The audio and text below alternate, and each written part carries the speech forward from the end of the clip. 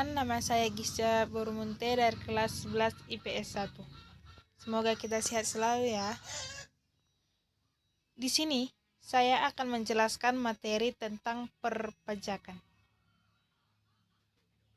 Sebelum kita mulai, saya akan memberikan inti apa saja yang bakal saya jelaskan. Yang pertama, pengertian pajak. Kedua, fungsi, manfaat, dan tarif pajak.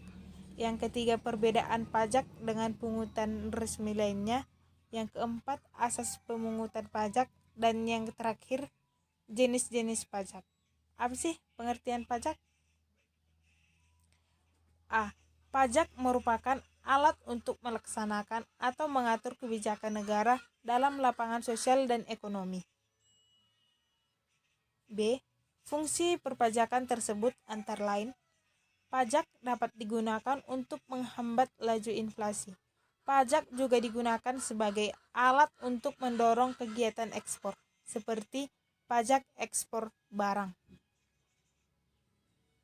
Jadi, dengan taat membayar pajak, masyarakat akan mendapatkan manfaat, fasilitas umum dan infrastruktur seperti jalan, jembatan, sekolah, dan rumah sakit, pertahanan dan keamanan seperti bangunan, senjata, perumahan, hingga gaji-gajinya, subsidi, pangan, dan bahan bakar minyak. Tarif pajak adalah dasar pengenaan pajak atas objek pajak yang menjadi tanggung jawab para wajib pajak. Tarif pajak juga dapat berupa persentase yang ditentukan oleh pemerintah. Ada beberapa jenis tarif pajak dan setiap jenis pajak memiliki nilai tarif pajak yang berbeda-beda. C. Pajak juga mengandung unsur paksaan, sementara pungutan lain tanpa paksaan. Selain itu, pajak berlaku untuk semua penduduk, sementara pungutan lain hanya untuk kalangan tertentu. D. Asas pemungutan sendiri adalah dasar yang digunakan negara saat membuat peraturan atau melakukan pemungutan pajak. Pemungutan pajak dilakukan berdasarkan domisili atau tempat tinggal seseorang. Asas kebangsaan.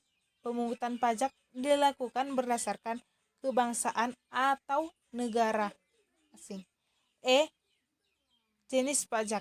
Pajak penghasil atau PPh, pajak pertambahan nilai atau PPN, dan pajak penjualan barang mewah atau PPNBM, pajak bumi dan bangunan atau PBB, bea materi atau BM, bea perolehan hak tanah dan bangunan atau BPHTB. F.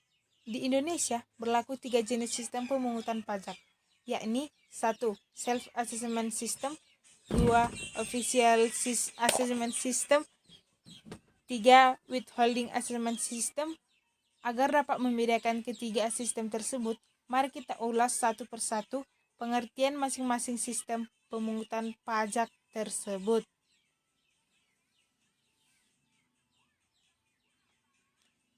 1. Self-assessment system merupakan sistem pemungutan pajak yang membebankan penentuan besaran pajak yang perlu dibayar oleh wajib pajak yang bersangkutan. 2.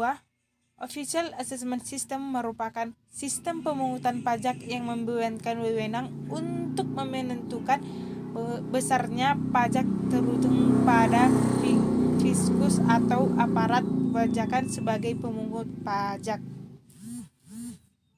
Yang ketiga, withholding system. Pada withholding system, besarnya pajak dihitung oleh pihak ketiga yang bukan wajib pajak dan bukan juga aparat pajak atau fiskus.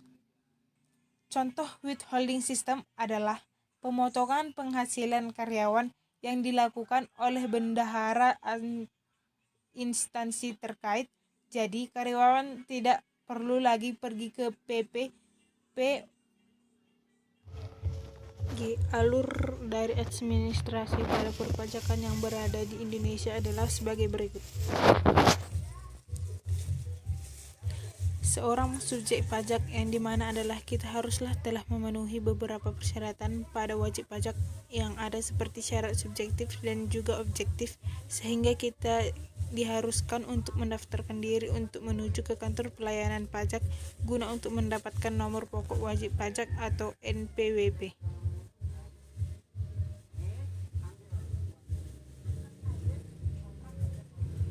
Selanjutnya, kegiatan wajib pajak akan dilakukan perhitungan sendiri dari besaran pajak dan juga pembayaran pajak tersebut. Haruslah dibawa ke bank dengan menunjukkan sebuah surat setoran pajak atau yang disebut dengan SSP. Surat setoran pajak pada lembar ketiga akan termasuk dengan surat pemberitahuan tersebut akan dilakukan pelaporan kepada kantor pelayanan pajak. Selanjutnya, uang pajak tersebut akan dialihkan ke dalam rekening pemerintah dengan sebuah persetujuan yang berasal dari DPR. Uang itu sendiri akan digunakan untuk melakukan pembiayaan dari berbagai macam bentuk pembangunan serta kegiatan pemerintah. Objek dan cara mengenakan pajak. 1. Asas domisili. Dalam asas ini seseorang dikenakan pajak oleh karena tempat tinggalnya. Di mana orang tersebut bertempat tinggal, disitulah dia dikenakan pajak.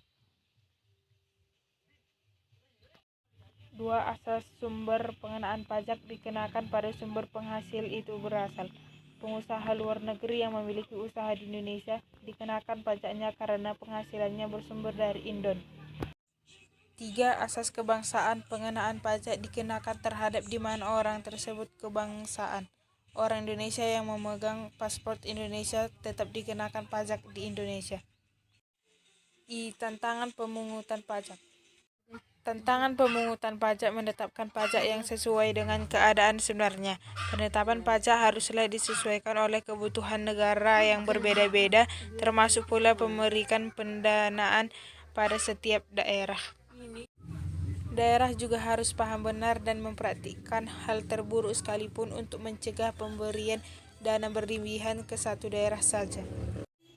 Banyaknya metode dalam melakukan bisnis yang mampu menghindarkan aktivitas perusahaan dari pajak. Tidak sedikit pula perusahaan yang berusaha untuk menghindar pajak dengan melakukan metode tertentu dalam berbisnis. Hal ini tidak sepatutnya dilakukan karena hasil pajak adalah untuk kepentingan bersama. Rumitnya aturan-aturan dalam pajak sehingga sulit untuk ditetapkan nominal sepantasnya. Rumitnya aturan-aturan dalam pajak mengakibatkan sulitnya mematok nominal pajak. Di sisi lain, aturan ini juga dipergunakan untuk meminimalisir bahkan menghilangkan praktik KKN dalam pajak itu sendiri. Banyaknya mafia-mafia pajak yang melakukan KKN dalam pemungutan pajak. KKN atau korupsi, kolusi, dan nepotisme merupakan praktik berbahaya yang memiliki dampak buruk bagi negara. Hal ini disebabkan setiap orang dapat saja melakukan KKN termasuk mafia pajak yang sangat merugikan negara. Sekian dari penjelasan saya pada hari ini. Jika ada kata yang kurang berkenan, saya mohon maaf. Sekian dan terima kasih. Tuhan Yesus memberkati.